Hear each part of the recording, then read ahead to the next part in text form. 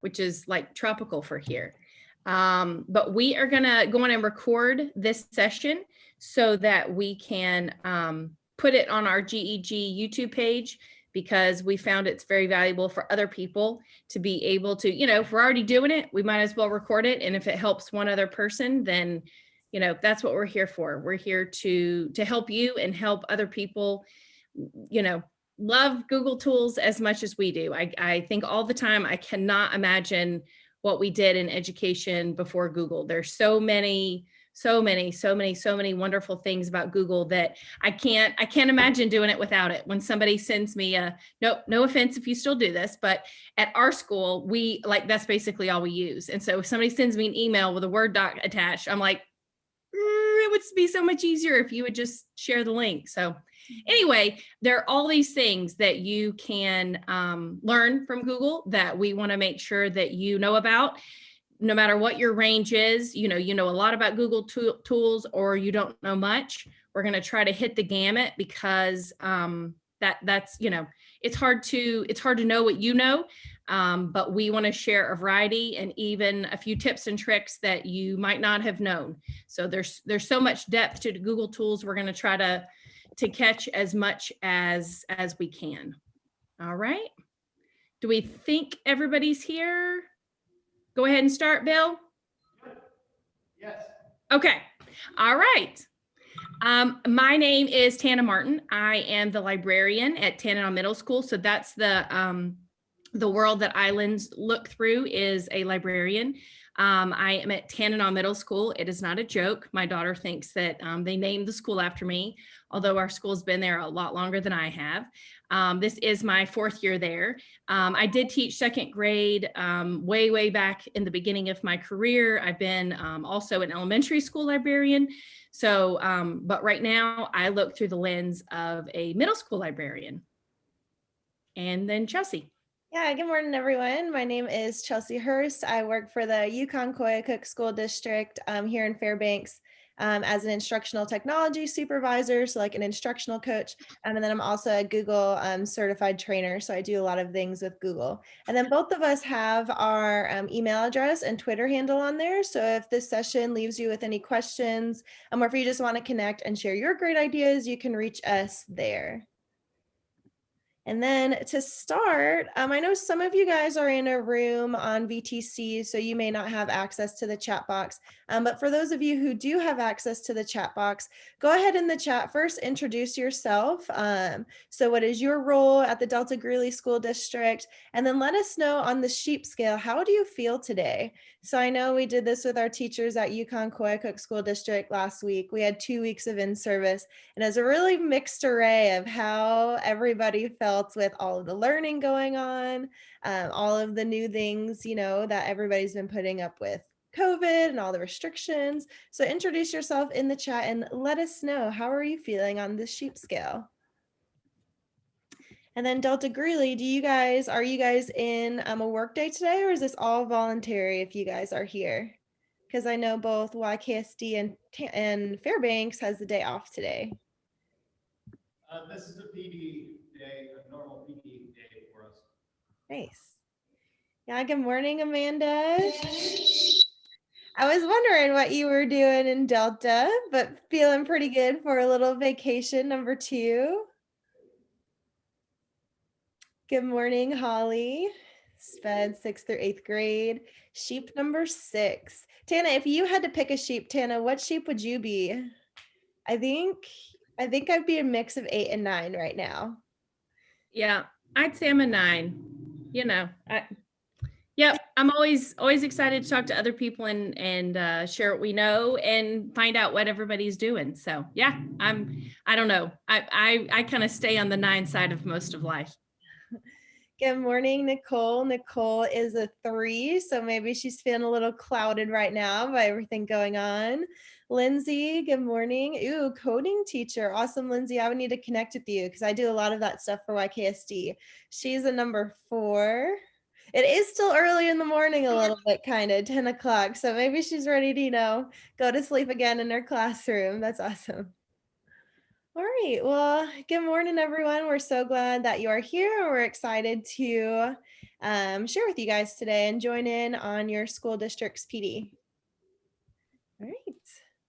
All right. So to begin the morning, we just, for a quick lens of, a spot check of knowing, how did you start your first semester? What did it look like to you? I don't know. We and Fairbanks District have not been in school since March.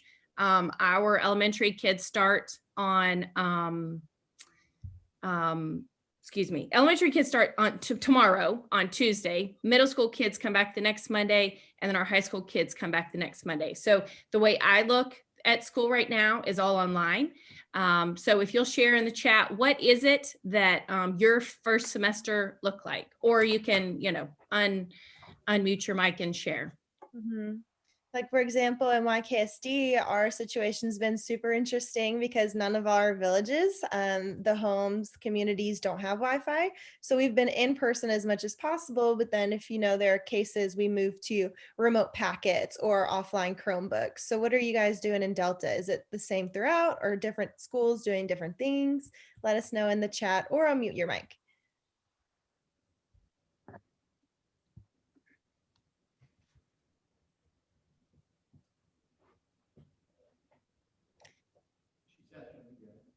Yeah, Amanda and Kenai, so many different communities all over the board. I feel like our schools are the same. Some people haven't been in school for 6 weeks. Some have been in, every week. So it is totally different. Spent most of Q2 closed in person. Oh, yeah. Kids in top school. Yeah.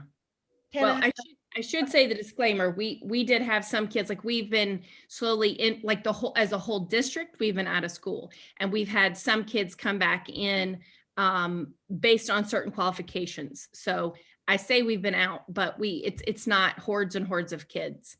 It's, some based on what their circumstances are in their house or in their learning. All right. So yeah. still a lot of distance. Okay. If you guys were distance, was it, remote learning packets, paper, or you guys all had, or your students had access to online and computers and all that good stuff?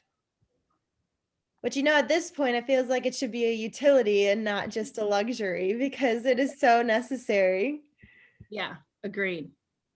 All right, so we'll go to the next question.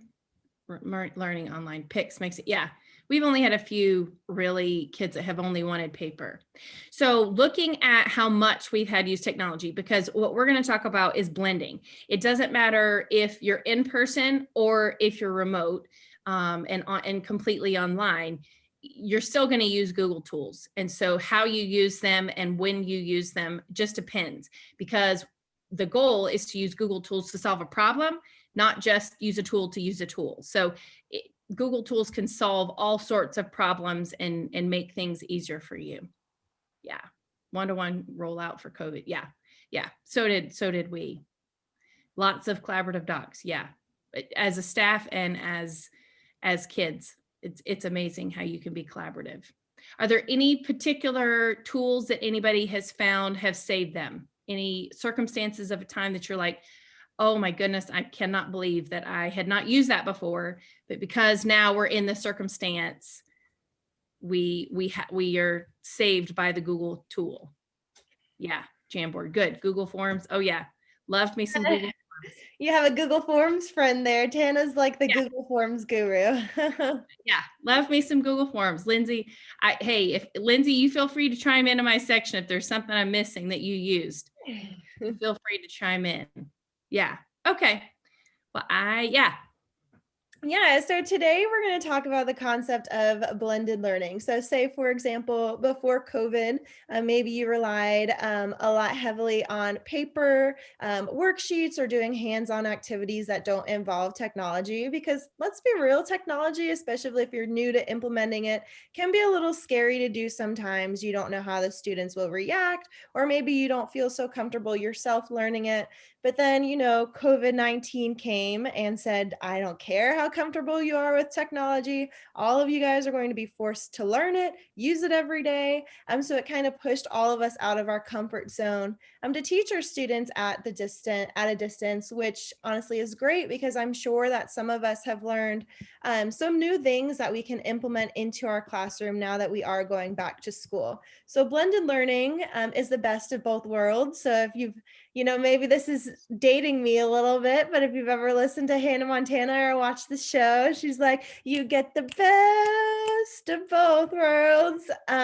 So it's using kind of both. So it's taking the best of what you've done prior to COVID in your classroom, that paper-based learning that you were using, those awesome hands-on activities, whatever it is that doesn't require technology. And then you're taking what you guys have done through COVID, all of those awesome things in Google Classroom or with Google Forms or with Jamboard, and combining those two things together to make learning in your classroom more powerful, more meaningful than it ever was before. And that's what we're going to talk about today is blended learning.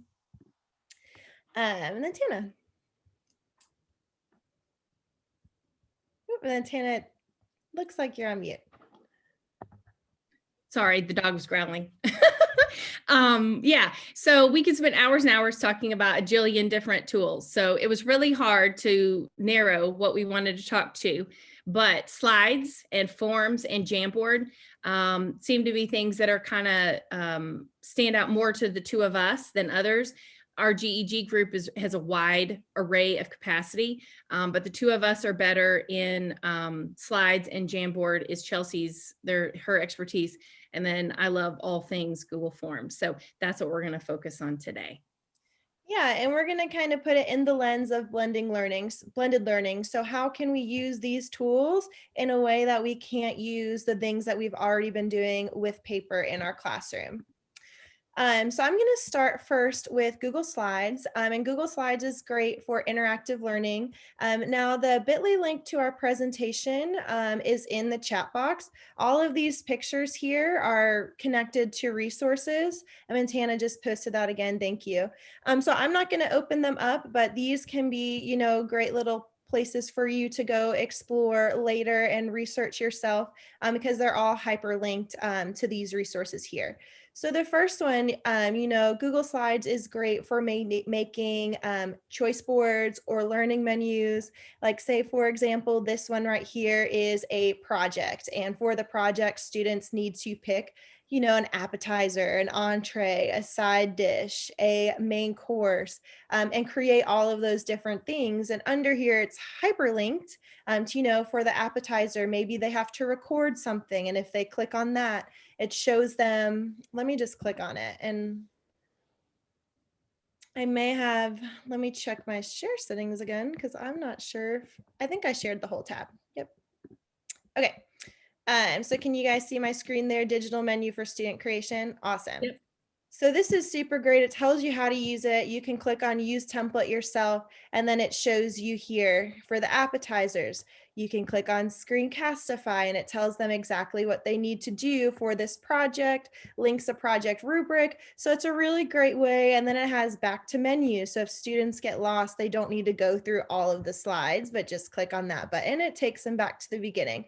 So if you have choice boards, or if you're interested in even a project like this, you can just use this template and kind of make it your own for what you're doing. And then I love how it has the beverages here, the non-digital. So maybe you want them to make a poster. It has all of the directions for that here. So even if your students prefer, or you want to give your students option of low tech, high tech, it can all be combined in here, post it to the Google Classroom for them to kind of click and complete on their own. And then there's tons of examples of that. I just loved, I guess, I was hungry as I was making this. So I was like, this digital menu based off food is amazing. But this could be, just a great, Google Slides is great for hyperlinking, making choice boards or those learning menus, or, if you want to do the monetary system where for maybe the ticket out the door, you have to do 5 activities that have a monetary value that equals $3 so they can pick and choose what they're doing. Another one is choose your own adventures. So this can either be something that you create for the students or something you have the students create themselves.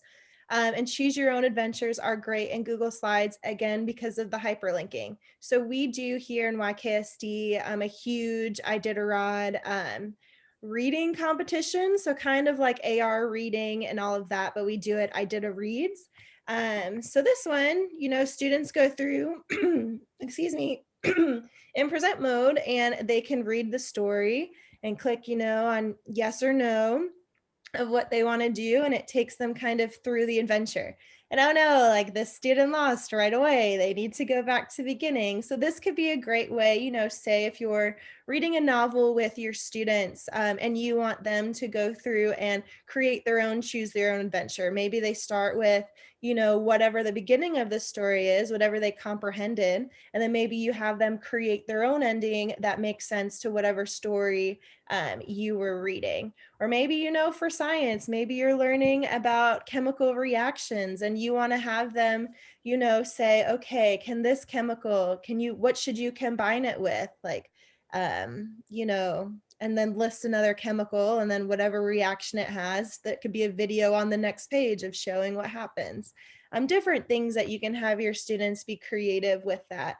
And then it's also, I know in YKSD, we love being able to teach students just how to use these tools as well for face value on their own, because, students will need to be able to go off and use these things and be competent in using digital tools because our society relies on it so heavily too. Yeah, so Amanda says, what about ordering a sequence like a math problem or organizing for an essay? That's also another great example. Thank you, Lindsay, there. I know we have a science teacher in here, so I think it might be Lindsay telling us what reactions or what elements or things that they can combine there, which is great for that chemical reaction. And the last one, which kind of goes along with those learning menus or choice boards, is just hyperdocking. So being able to create a slide either yourself and linking here, it has the standards and then students links to helpful sites that they can use. Or, if students are doing a research project and they are creating slides to present it to the class, they can hyperlink where they found their resources, or if people to kind of go in and learn more after the fact, maybe they have a video they want to show. So it really allows them to kind of to do more than if they were just to present on paper and just talk about these things. People can actually visually see what's going on through HyperDocs. And I'll click on this one because oops, actually looks like I need to fix it because I linked the same one twice. But when I go through and fix this one, there's a lady named Nadine Gilkison, I think is her last name, and she creates a ton of HyperDoc templates and Google Slides templates. So if you want to do one of these, but you're like, this is going to take a ton of time to create, I don't have the time to do it, she has these templates already made where you can just say, make a copy, and then it is yours. And all you have to do is format it for your classroom, which makes it super easy. Are there any questions about this before we move on?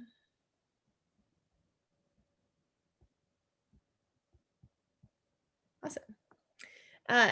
So kind of all of those ideas talked about using links within Google Slides. So I just wanted to kind of talk about how to do that because it can be really awesome to, create table of contents. Maybe you have a really long slide that references a lot of different things.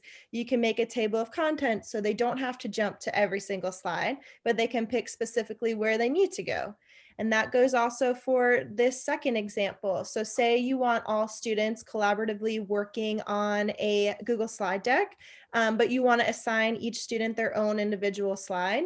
You can put their names all on the first slide and then just have them click on a hyperlink that takes them to their slide. Websites, videos, all of these things that you can add within Google Slides. So to do that, on the top of your slide deck, when you're in Google Slides, you can click on this little button right here. It is of a link to create a hyperlink. You can then add your website link there, paste it here, and then hit apply. Or something less frequently used, but also just as amazing, you can link to another slide in the presentation. So if your students are doing choose your own adventure or whatever it may be, you have them linking to other slides in the presentation to help the flow of it. So for example, that what I showed you guys earlier, it said, click back to the main menu. So on that one, it just takes them back to that home slide, kind of that table of contents, home base, so they can not get lost in everything else that's happening and get right back to the information that they need. Um, yes. So it says, question, do I have to name the slide? Wondering about if I change the order of the slides later. Will the link stick with the slide I already link? Yes, so it would stick with the slide that you originally link, but then you have to make sure the next time you go to link, it kind of resets the order, if that makes sense. So you want to make sure that you're checking in on that. So something that I usually suggest to do is kind of wait to the end to hyperlink it all, just so everything's ready. It's in the order that you need, because especially if it is a very long slide and you're hyperlinking every single page, it can get a little confusing. I know for YKSD students, and if anybody's interested, I can share it out as well later after I find it. I created like a worksheet, so where students are making their choose their own adventure, but then they're writing down on paper, okay, like I want this slide to go to this slide. And if they choose yes, it goes to this slide. So they're kind of writing out on a flow chart what it needs to look like for when they do go back and connect all of their slides, they can just say, okay, this one goes here, this one goes here, because it can get a little overwhelming after time, especially if you're connecting a lot of different things. Another thing that's really important and really cool, especially if you're doing a choose your own adventure, typical slide decks, let me get out of present mode here, looks like this. So if I were to share the slide deck with you, it looks like this, and I can go ahead and kind of preview everything we're seeing on the side. I know YKSD teachers, whenever we share out a slide deck, you can see their little picture bouncing to every single slide because they're trying to anticipate, what they're doing next. Well, if you're doing a choose your own adventure, you probably particularly don't want that to happen, because then they can kind of see what's happening through your story. So I like to do something called publish to the web. This is great for Jeopardy, trivia, other review games. And when you publish to the web, let's get this little bar out of the way, which if you go to File, Publish to the Web, it then generates a link to where anytime you share that Google slide, it automatically comes up in present mode. So that way they can't see kind of that edit mode or that collaborate mode, because they don't need to. They're doing the choose your own adventure. They're just doing the activity in the slides. Or if you're presenting and you want it to look more professional, you just choose that publish to the web, go from there, and then they can just see it in present mode. And that's really nice for that feature. Yep, so then you just click on the link and then it opens it directly in present mode. And then I switched this, but I didn't want to switch it, or I took it out. Oh no, I had a slide that I think I took out here. Another thing you can do is stop motion animation. And that's with the publish to the web feature, to where a student creates a Google slide. So my Google slide was I had a map of the United States with Alaska, a plane in Alaska. I would duplicate the slide, move the plane, duplicate the slide, move the plane, and I think it wound up in Michigan. So when you use publish to the web, and you add the features there of what says to, change the picture every second, starts automatically. Whenever students open that, it has their little animation moving. So it looks like the plane is flying. So that's also a great tool, publish to the web, to use if you want to do stop motion animation in your class. All right. And then the very last thing here is creating ebooks with Google Slides. Whether it's yourself creating ebooks or your students creating ebooks, it's actually a really great way for students to create kind of those books. I know for me, I used to teach earth science. So we would create stories all the time of a water droplet's journey through through the water cycle. And that's a book that they created every single year for a kid that they would read to elementary students. It'd be paper-based, but it could also be done in Google Slides. So these are just some technical things of how to do that. If you want to create an ebook, you want to be able for it to be printable as well. I know for me, I changed the page setup to custom on everything that I create. And I'll talk about this again with Jamboards later, that you go to File, Page Setup, Custom, which is shown here. And then you change the size of the slide to be the slide size of a piece of paper, which is 8 by 8.5 by 11. So then your slides will adjust to be that side of a piece of paper. So if you did decide to print it, you are then able to do so easily. Awesome thing about an ebook is if we used all of these things we've talked about with hyperlinking, students can add content again, like additional resources or videos to make their books kind of come alive. Maybe their own stop motion animation inside their ebooks, kind of talking about the person or whatever character they're doing. Maybe they're not drawing pictures. Maybe they're doing stop motion pictures for their children's book that they create. And then you're able to download it as a PDF too. So have it kind of as a hard copy on your desktop, which is awesome too. So this just shows you here, there's plenty of ways that you can download Google Slides. So if you just click on File, Download as a PDF, you can create that ebook as well. And then this last slide is amazing. So Slides Mania is just a lady. She's not an educator. I forget what her job is, but she is passionate about creating Google slide decks for educators. So if you click on this link, Slides Mania, it has tons of ideas on how you can use different templates in your classroom. So whether it just be jazzing up a presentation that you do, or maybe it is a choice board, or they have different templates for, different activities that you can do. This website has tons of those things for you to check out. And they have it Google Slides based, or, Tana and I aren't the biggest Microsoft fans, but if you love PowerPoint still, PowerPoint can do some things better than slides. I will admit that. She does make it for PowerPoint as well, which is awesome. So this resource would be great to check out. And you can see some of the examples of what she has here. Morning meetings, going to the market. If you're doing like a crime scene investigation, it has a template for that. It has calendars, it has planners. Yeah, so Amanda, it definitely saves time in designing because all of these ideas are great. But I know for me looking at this, like sometimes Google Slides can take a really long time to make, and I don't want to spend my time adding all that frilly stuff, especially now when I have a ton more things to do. But Slides Mania and some of those resources we shared earlier with sharing the templates and just allowing you to just take it and make it your own really helps save time on that. And are there any questions about slides before we move on?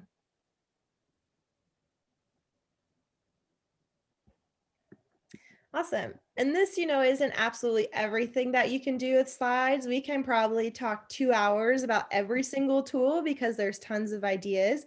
If you have ideas on how you use it, we'd love to hear from you in the chat. But in the meantime, Tana, and then Lindsay, because Lindsay said she loves forms, she may have some things to chime in to the chat for us.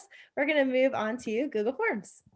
Absolutely. In no way do I act like I know everything there is to know about forms. And to be honest, I look at things in two ways. I look at things instructionally, and I look at things professionally. So as a librarian, I not only serve students and faculty as in the instruction in the classroom, but also for the efficiency of the building, because I'm on leadership and we do lots of things as a school that Google Forms that we use. So, I don't always look at things as a teacher. And so I'd love for teachers to help other teachers know how to use ideas. So full disclosure, I gave an hour presentation this summer on Google Forms, and it is right there in the bottom right corner. I linked it in. So I've taken slides verbatim and put them, copy, paste, put them exactly in here. So a longer version in my slide deck, I included it, that purple one. So if you want more about this, then that's the best place to do it. I'm going to do kind of the super fast version, because my goal is to, if you have ideas in your head of problems you don't even realize you have, if I tell you how a Google Form works, then maybe you'll connect this tool that is your solution for the problem in your head. And that's what I truly believe a lot of my job is as a librarian, is to find the solution for the problem you're having. But I don't know you, so I don't know the problem you need solved. So I love Google Forms because there are a wide variety of kinds of questions.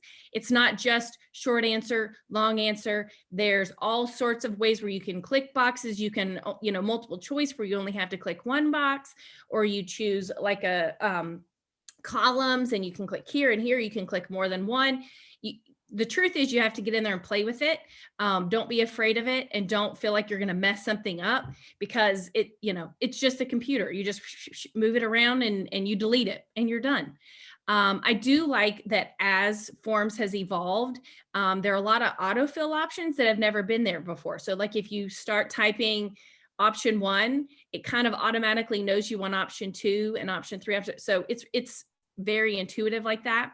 When you go, and we'll talk about it in a few minutes, but when you look at your data, it instantly makes graphs. So it's not like you, excuse me, it's not like you have to go somewhere and make a graph. It automatically makes the graphs.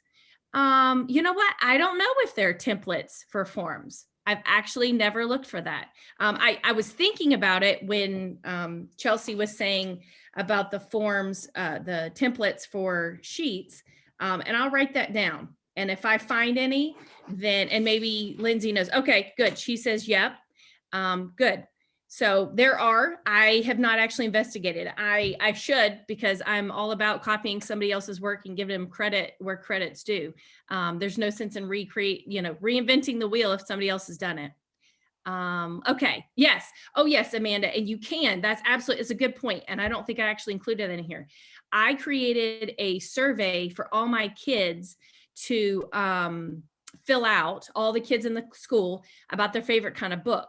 And then the teachers wanted that same question. I had typed in all the genres. I mean, it was just giant list of like 20 different kinds of genres. And so I could share that one question in Google Form with the teachers. So if they didn't want to have to type all that information, I just got in there and shared it and whoop, put it over. So it was very, very easy to get in there and look. If anybody has a question, you're welcome to email me and I'll show you how to do it.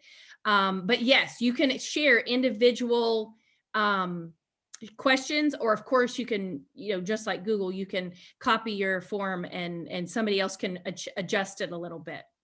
Yeah, I totally agree, Lindsay. Form is a hidden gem.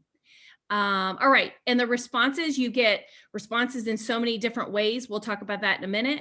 But it's not just an answer and an answer. It's so much more. The information automatically updates. It's not stagnant. If you're done collecting information, you can turn it off, which is really nice. And you can share it in a bunch of different ways. You can email it to people. You can just do a URL. You can embed it in something. You can do it in Facebook, Twitter. So the nice thing is it depends on who your audience is. Is it your school? Is it your kids? Is it your staff? Is it the parents? So you can do it in a bunch of different ways. And that's the nicest thing for it. All right, next slide. Yes. Oh, Lindsay, you took the words out of my mouth. I have an example later that, I wish that you could save. I totally agree, because if you're in the middle of filling out a form, it doesn't save your work. And I had to explain that to a parent the other day who was really mad because a teacher at our school has a book report. He uses it as a book report, and the book report is a little longer than I wish he would have used it for. Like the form itself was a little longer, like it was hard for a kid to fill it out in one sitting. And so the parent got really mad because the kid lost his work, which is hard to do in Google now, and nobody ever thinks to save anymore. But that's true. I wish there was a progress that if you filled it out, it would save it, and then you wouldn't have, but until you hit submit, it doesn't fill it out. So it is something to keep in mind as you're creating them, to know that it has to kind of be done in one sitting. Now, we have had kids in that book report who filled out part of it, closed their laptop, opened it back up, and it was still there. But I would never want to recommend somebody that, because if you've typed sentences of a book report, the kids sure don't want to do it again. So just as you're, and it kind of goes with this slide too, as you're thinking about a kid filling it out, think about, can this be done in one sitting? All right. So Allison Curry this page was directly copied from an Allison Curry presentation, because I so believe it, and she took the words out of my mouth, that I absolutely believe that when you create a Google form, make sure you click on that I, because you want to see what it looks like to a kid. Because if you don't, then you might create a question. Remember, I talked about all those different kinds of questions, which are awesome. But do you really want the kid to be able to check more than one thing? Or do you only want them to check one? Like, do you want a multiple choice where there's only one answer? Or do you want them to choose multiple answers? So you need to look at it. You need to fill it out. You can always go in and delete your response, test it, get another person that you're friends with to test it, because they're going to see holes that you don't even realize are there. So absolutely, you want to look at it before you send it out, especially to parents. You want to, check it out and make sure. And I did include a link later on to the whole thing about Allison Curry, because she went bonkers on talking about using Google Forms in actually testing. So that's a little bit later, but it's such a great tool. So next slide. So quickly, because I know we only have like 10 minutes. Remember I said that one of the best parts of Google Forms is it has a variety of ways to look at the responses, and it has a variety, and it creates those graphs. So this is it right here. When you have, and often it's kind of like a little hidden thing that people are like, I don't see my responses. Well, you see up at the top, it says question, and then next to it, you see responses. So you have to go to that other little kind of hidden spot. But when you click on it, down below it, it says you see summary, question, and individual. So you can look at every response as the whole group, which creates those charts. See on the bottom right, it creates charts automatically. It does it as each question. How does everybody respond? Or individual. So every person, you could look at every individual person who answers your survey. So this actual survey was library check-in and out. So I could see what teachers were using the library the most. So who is sending their kids more than other teachers to use a library independently. So it was a nice way, just 5 seconds. I didn't have to run any data. I didn't have to make a graph. I could look at it quickly. Okay, next slide. And the major magical part, actually, Chelsea, go back, because I want to show where to get to this. So right there, it's super hidden. Yes, thank you. You know exactly what I was going to say. That little green button right there makes the magic happen. Woo! If you didn't know this, holy cow, your life has changed. When you click on that little green button, it makes it go to a sheet. Now, the sheet, it connects, it stays. You can have the survey and then share. If all you want is to share the results with people, you only share the sheet. You can sort it by whatever you want to now. So it is an amazing, amazing thing that you can use for hordes of things, which is what we're about to talk about. But if you don't know that that's there, you're wasting a huge element of the Google Slides Google Form that sends to the sheets that you didn't know about. So I hope I helped somebody with that. Yeah, that it's an awesome thing. And then the little disclaimer at the bottom is it will continue to put your responses in the sheet, but the only thing is if you change once you click send to sheets, if you change your question order, it doesn't automatically change it in the columns. So if you have first name, last name, which don't forget to put first name, last name, and you want last name first in your questions, then it doesn't automatically do it on your sheet. But all you have to do is go into your sheet and switch it over. So just know that, because sometimes people get confused. Yes, exactly, Lindsay. Google Forms, you can basically grade it blind. Yep, perfect. Next. All right. So I will say that the next few slides, there are tons and tons of different ideas on how to use it instructionally. Remember, I think of things instructionally and professionally. So these are different ways that you can, the Spheros unlocking codes and clues, that's a kind of a particularly weird sounding one, but it's kind of it's like to choose your own adventure. You can get in there and it gets deeper, but you can make a question, and then based on the response, it can go to the next thing. So she had this thing where the Spheros, she had them drive to something, then she opened a clue, then they had to type the clue that they had here in their Google form, which opened the next thing, which told them where to go. So I know I'm not doing a great job explaining it. We have 7 minutes left, but know that that exists. And if you want more information, yeah, Spheros are awesome.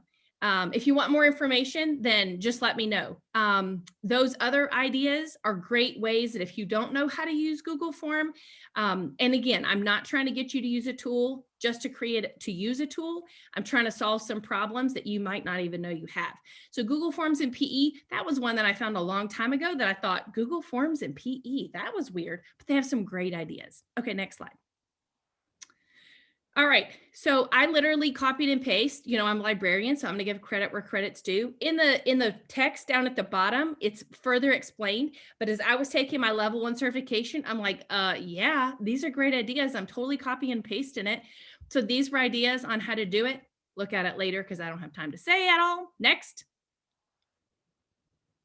And here's some more. I like the science fair judging. That was a great idea, particularly a great idea that if you hand an iPad to people who are there for science fair judging, again, you send your results to the Google Sheet, boom, easy. Oh, this is the Google Forms with Allison Curry. If you listen to nothing else about Google Forms, I'm not even going to pitch my own. I thought mine was pretty good, but hers as a teacher will blow your mind, all the crazy, wonderful things she does. If you don't know Allison Curry, you totally should follow her on Twitter and see the stuff that she does because she's amazing. All right, next. Again, professional uses. This is not as a teacher, but as a person in the building. So the main thing we're using right now is hall passes. Hall pass, nurse pass, counselor pass on an iPad in the classroom. Because of COVID, they can't just walk up and down the hall. So that's what we're going to use it for. I know I'm running out of time. If you have other questions, feel free to ask. Next. Yep. Google add-ons. There are add-ons that you can do within Google Forms to make things easier. My favorite is form notifications, because if somebody fills one out and I sent it like 2 weeks ago and I'm like, oh, I'm not checking those results. There it is. Next. Over to you, Chelsea. Yay. Okay. Woo, woo, fast. Oh my gosh, Tana, you crack me up. All right, well, moving on to last, we're going to talk just a little bit about Jamboard. And right now, Jamboard is probably the simplest tool because there's not much that it can really do from the design element, but it is a fantastic tool and probably could be named the MVP of, remote distance learning. So it's just a quick way to get students to communicate, brainstorm, especially if you have students who keep their cameras turned off or they don't like raising their hand and participating. This is a great way to kind of get feedback from students. So let me know in the chat how many people have been using Jamboard in their classroom, or not in your virtual classroom. How many people have been using Jamboard?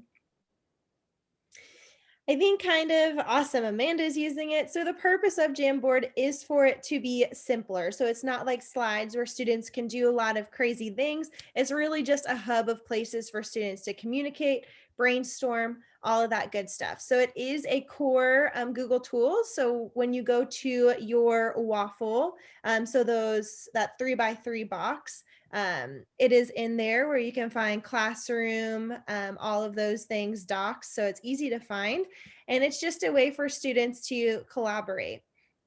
So some examples of what this looks like is you can use discussion boards to amplify student voice. So it says, why is science important? You can also use this with staff. So it's just quickly getting their ideas. So student creates a sticky note, adds it to kind of this Jamboard of why they think science is important.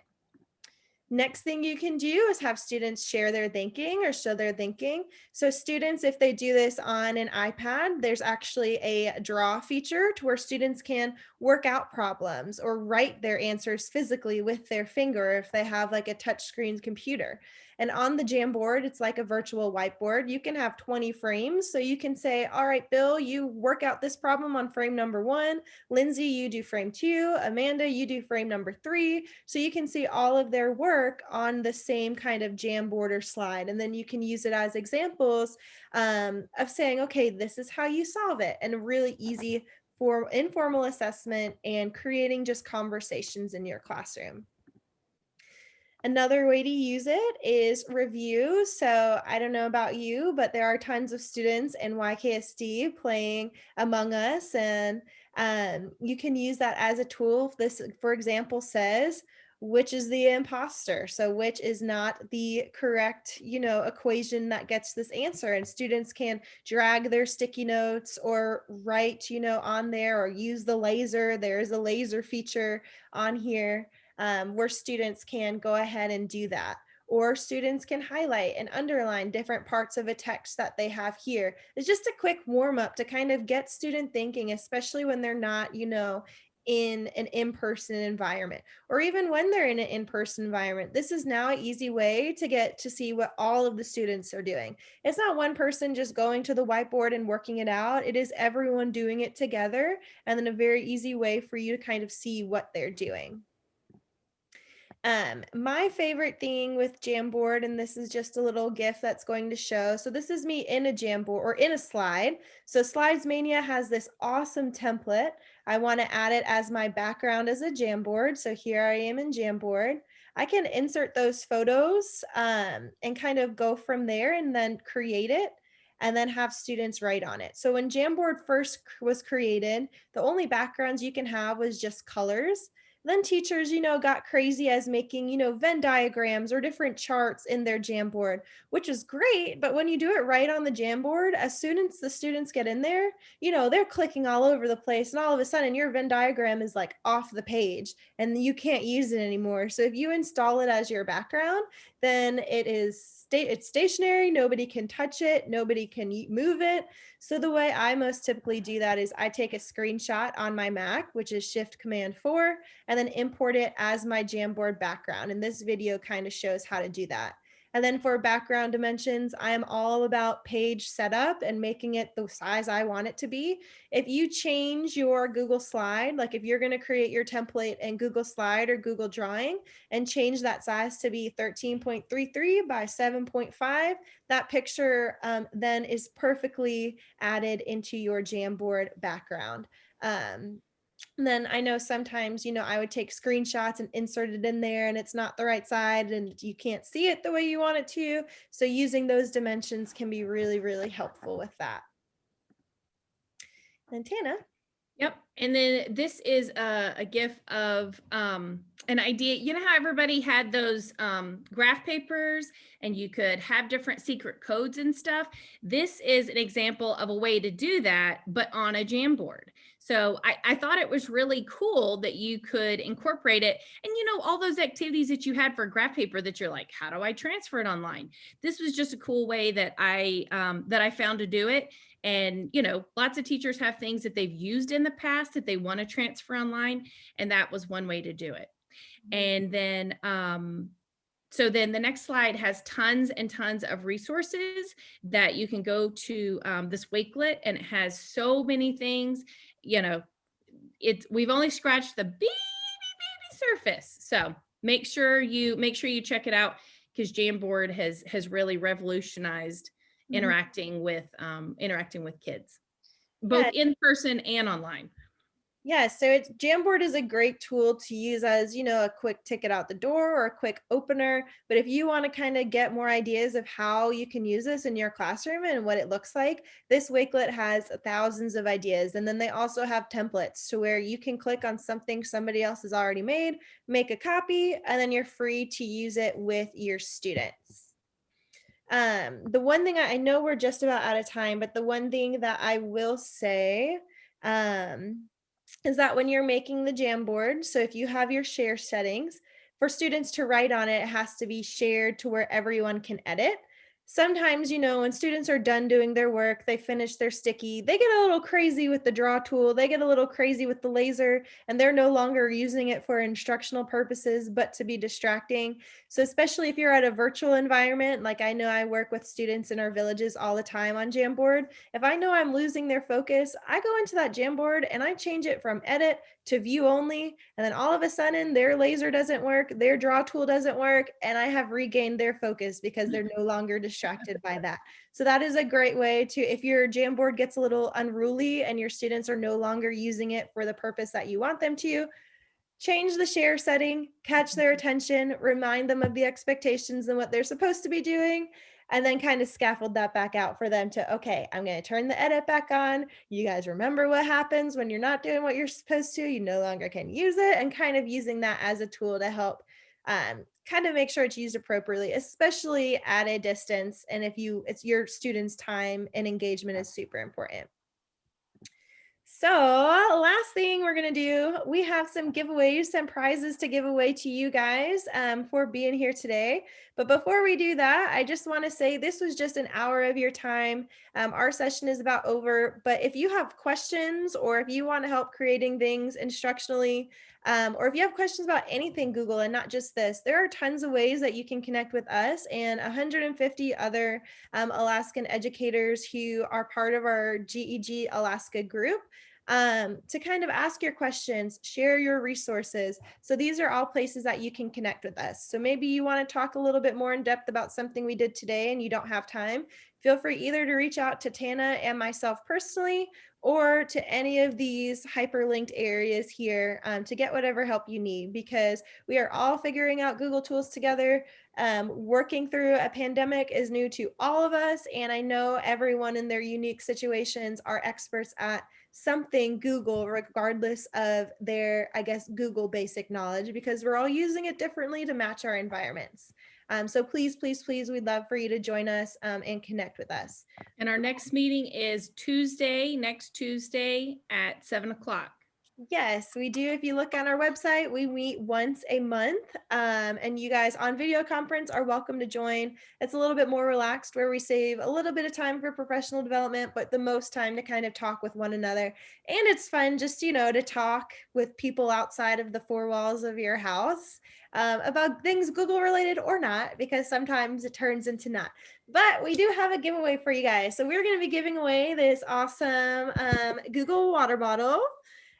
We have headphones, and then we also have a little Google notebook and a pen to give away to you guys. So the way that we're going to do this is, if you are interested in the water bottle, tell us something you learned about Google Slides today. So the first person in the chat to tell us something they learned about Google Slides will win a water bottle. And Bill, I know you have people in there who do not have access to the chat. So if you want to unmute and they just say over the phone, or not over the phone, over Zoom, that works too.